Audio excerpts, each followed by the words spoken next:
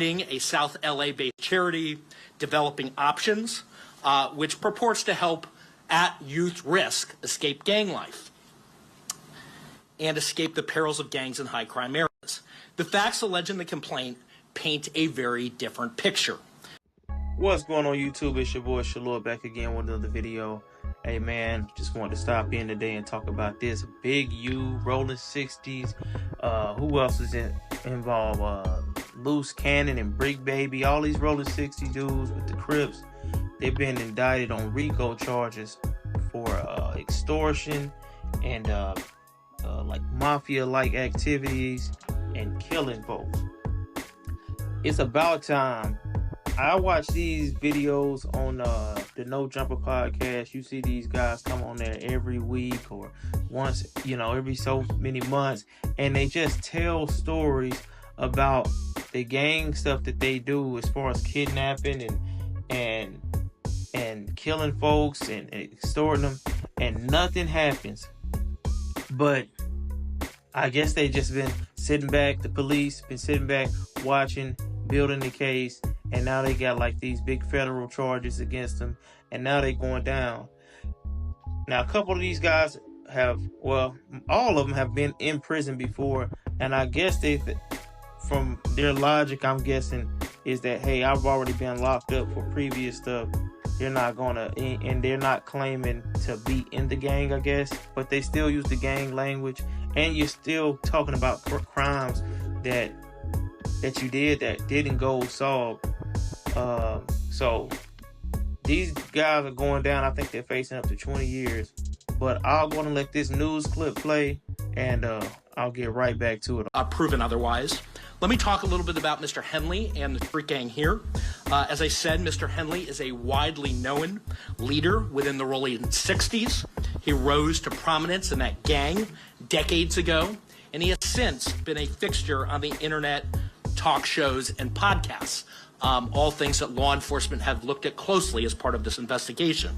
He has maintained the image of an entertainment industry entrepreneur running a music label and of somebody who gives back to the community here in Los Angeles, funding a South LA-based charity developing options, which purports to help at-youth risk escape gang life and escape the perils of gangs in high-crime areas. The facts alleged in the complaint paint a very different picture. It is one of a murderer, a thief, a liar, and a cheat, and the criminals that enabled him. For example, Mr. Henley engaged in a murder of a musician signed to his label in 2021 and dumped the victim's body in Las Vegas off of the I-15 freeway. He then attempted to evade and obstruct the investigation into the murder, including ordering witnesses not to speak with law enforcement. Henley's criminal enterprise also engaged in other crimes, including transporting prostitutes across state lines, extorting strip clubs, marijuana dispensaries, and other businesses, and fraudulently applying for COVID loans in the form of a business relief loan. On that application, Mr. Henley falsely stated that his music label, Unique Music, operated at a $200,000 profit in 2019 and was entitled to government assistance, despite the reality that the company had operated at a loss and was ineligible for such relief. Finally, Mr. Henley is accused of embezzling donations made by celebrities, professional athletes, and businesses to his charity, Developing Options, which, as I said, purports to give South LA at-risk youth alternatives to gang violence, drugs, and other criminal activity. Henley used this charity as a front. He used it to conceal his fraudulent activities, his criminal enterprises activities, and evade detection from law enforcement. If convicted on the racketeering conspiracy, he and his co-conspirators face approximately a 20-year federal prison sentence. I want to thank our federal law enforcement partners, our state law enforcement partners who brought about the result here today. The Los Angeles Metropolitan Gang Task Force from the FBI is comprised of FBI agents, LAPD officers, IRS criminal investigation, the the U.S. Department of Justice Inspector General's Office, Los Angeles Police Department, the North Las Vegas Police Department. This case is a great example of state and federal law enforcement working together to address harm from a criminal enterprise. I also want to thank our movie production in the hood. That's how we do it, man. Top flight, baby. Security. GB running this here movie set in the hood. Come on out here. Coming out here and checking in with GB, getting these movies done. You better know it. Sure. Anytime you want to do movies in the hood, just check it in. We can make sure it's done. Movies, videos.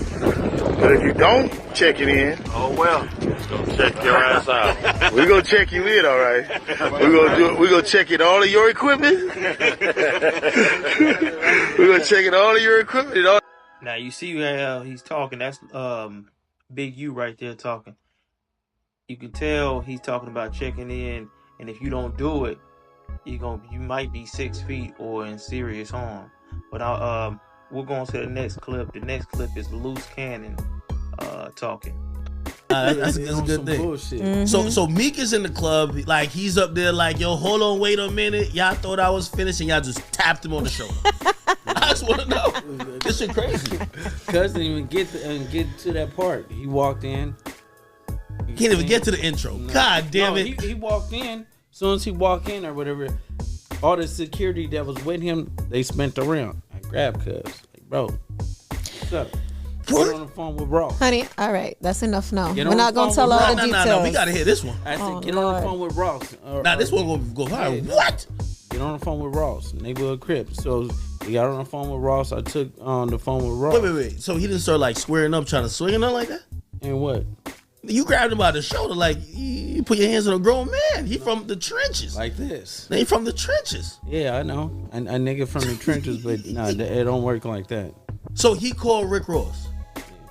And right there in the club. Yeah. And then Ross. Imagine if his cell reception was bad. Yeah. Fuck. You stupid. Listen, the crazy part about it is. So imagine Ross ain't pick up. Like, all right, so he called Ross. Why'd you have him call Ross? This is crazy. Because we needed that bag, or because he owed y'all money. No, he didn't owe no money. We took the money. Oh, this was extortion. Oh shit. It's not extortion. Ken, all right. See, yeah, we don't want. See, I might have to probably bail him out after this interview. We don't want to. No. We'll just say Meek no stench on him. It's fine. Meek ain't gonna tell. Look, we don't want to get the extortion part. It was just a business transaction. How much y'all charging? 50. That's it. 50,000? Yeah. Now we squabbling in there. What? Yeah. Wait, how many of y'all was there? Was just you? No, it was probably about like 50 of us. 50 of y'all? Yeah. 1,000 per person, nigga. All right, cool. Yeah, I might get that 50. Then he was hot as hell, right? Wait. So who? I'm pretty sure like Ross hasn't answered to this. Meek neither. They're probably saying this nigga lying. We ain't send this nigga no money. How did y'all receive the cash? Cash. They gave you cash money. Yeah. No, they ain't gonna say nobody lying. That's why Meek and Nipsey became cool after that situation, because they started using the same PR. So Meek got smart and started hitting Nipsey up, and that's why the Big U feud kept going with Nipsey. Oh, so that's kind of like, yo, if I'm cool with Nipsey, now the homies from Rollin 60s ain't gonna keep tapping me on the shoulder and asking for the bag, because now I'm kind of tapped in. Yeah, and so they kept beefing because it was like Big U looking at it like, nigga, BT coming up, the Oscars coming up. Wait, like, so Big U was with it? Money. He not with it. What? He wouldn't be with y'all jacking up an artist. No, I mean, he be in a parking lot. That's just the type of nigga he is. But he would know about it. No, he knows about everything like that, because if just like you beefing with a nigga and I fuck with you, yeah, automatically off top I'm beefing with that same nigga, because that's just how the shit is. It's like, I'm not gonna let nobody talk shit about you, and that make me look like a bitch, or it makes me feel weird, because how comfortable can you be talking shit about a nigga that I fuck with to me? You get what I'm saying? And the rules of it is like, bro, we gonna lay you down. We gonna get you. Why you think at All-Star Weekend everybody get robbed? Why you think all the rappers that go to LA always get killed? You get what I'm saying? Yeah. It's because, nigga, it be backdoor moments. So if Megan had that 50 piece, or Ross was like, yo, you know what I mean? I can't afford it right now. He in the trunk. Yeah, of course. Damn. Like we grabbed the nigga and took him outside and we waited. Wait, for real? Yeah, nah, this is great. Yo, can anybody corroborate this? Man, you better ask Gilly. Shit, Gilly no? No, Gilly got stripped down by the homies. Because of You're Big lying. U. Wait, Gilly? Yeah, the homie right there and them stripped. We're talking about Gilly the Kid. We're talking about the guy with the podcast. We're talking about $1 million worth of game. He got his son stripped down, and they stripped down Gilly. For what? Like what? What do you mean? That's just how it goes. Like everybody tells me. That's some real shit? No, real shit. They stripped him down. Stripped him and his son down. And then Gilly is being a hoe ass nigga and letting the shit ride. He said he on Big U comment talking about, oh, they saying you robbed me. Ha ha ha. Nigga. The homie that did it telling you he robbed you. And you didn't do nothing about it. Nigga took you and laid down your son, nigga, and you laughing with the nigga that set the play up. Damn, so basically you're saying that if I go to LA, do not check in with Big U. I'm gonna get robbed and stripped. That's Probably. Definitely. Now that damn academics need to be a damn. He need to be hired by the LAPD. You see how he getting all that information up out of him? He getting all the information up out of him. And you see these fake gangsters, the rappers, they not the real gangsters. This dude is the real gangster. They're extorting these celebrities, especially these rappers. Look at, you got Gilly the Kid, fake tough guy, always talking about, being from Philly and ain't no man ever did this, that, and the third to him. But look at you. They talking about having you hemmed up. I bet he won't go on his podcast and say it didn't happen. I bet he won't go out there and defend himself against this. But you see these rappers they're just lying, and they want to be street so bad. I don't know what it is. And a lot of the athletes too, they ran Shaq up out of LA is what that's the rumor right there, because Shaq is also mentioned in the report to have been being extorted. You got Draymond Green being extorted. Why would Draymond Green I just don't get the correlation. Like, why do y'all want to be so tied in with the streets? Or, you know what I'm saying? I think, who was that? Steven Jackson always talking about checking in and stuff. You can't, look, y'all too old and y'all too above this. Y'all making all this money and y'all want to be checking in with some low-level niggas in the hood. It's crazy to me. But let's go on and move on to the next clip. Let's see what these bummies is talking about. And I'm on a phone.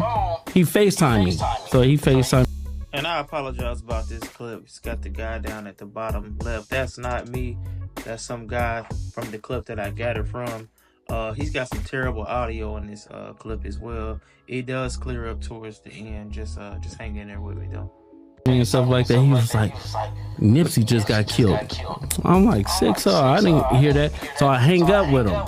I called Nipsey, and I'm like, Nipsey, what's up? He was like, oh, what's up with it? Nipsey answered. Nipsey answered. He answered the phone, and I was like, I love you, cuz, or whatever like that. Did you tell him the call you just got? Or you didn't even mention it? I didn't mention it. And that's what fucked me up, because my cousin is Nipsey baby mama. You get what I'm saying? So it was like, I could have probably stopped it, or it had it. Stop what? Fuck you mean? That fuck you talking about? No, because listen. So after I talked to Nipsey, and I was like, yeah, I love you, cuz, or whatever like that. I'll see you later, or whatever. So I hung up the phone. I thought Big U gave wrong information. 30 minutes later, the homies blowing me up like they just killed Nipsey. And so I'm like, wait. You get a call from Big U telling you Nipsey just got killed. Yeah. You panic, call Nip.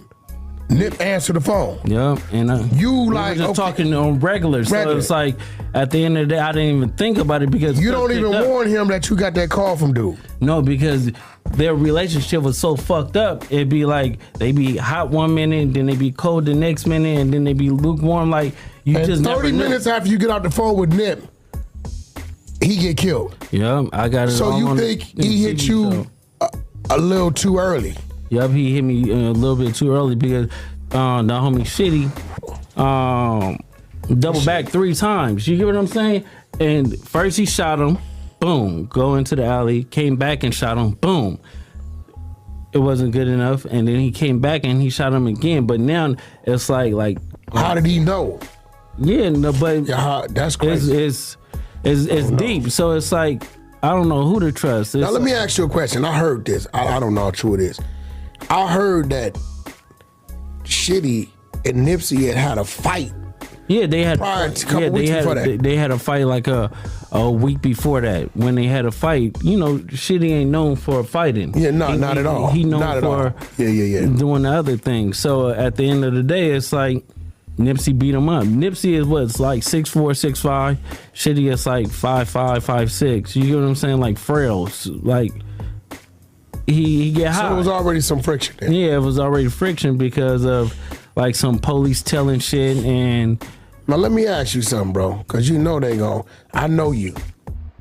All right, and as you see, WAC 100 and TJ Academics being great police officers, being great detectives, getting these guys to talk every time they come on podcasts, just telling all of this stuff, just telling it, you know, all the details. And this dude, Loose Cannon, he fell out with Big U, and he's just telling it all about all of the gang stuff they do, and he's tying in Big U to all of this. I don't think Big U is gonna be able to escape this, nor him, because I mean this guy might get less time because hell, he's telling on the other dude. But I'll try to piece some more clips together. I don't want to make this video too long, and I'll come back with a part 2 once I get some more clips together. All right, y'all like, comment, share, and subscribe, and I'll get at y'all in another one. Peace.